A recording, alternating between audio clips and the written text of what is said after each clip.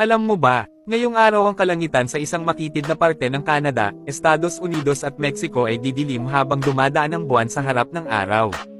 Ang total solar eclipse ay higit sa isang pangyayari na kamangha-manghang pagmasdan. Ito ay isang fenomeno na binibigyan ng mga siyentipiko ng oportunidad upang pag-aralan ang araw.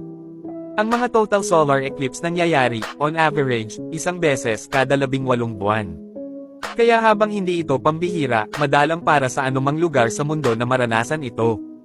Ayon kay Fred Espenek, isang retiradong NASA astronomer at ang lead eclipse expert ng ahensya, ang pambihira sa isang total solar eclipse, 1% lamang ng surface ng mundo ang nakararanas ng totality, habang ganap na matatakpan ang araw ng buwan.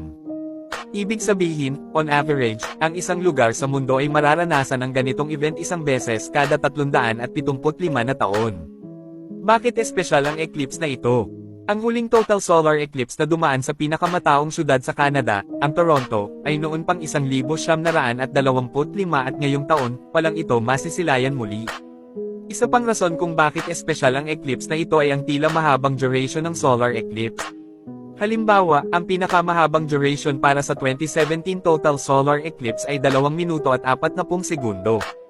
Ang solar eclipse sa araw na ito, ang pinakamahabang duration ay 4 minuto at 28 segundo.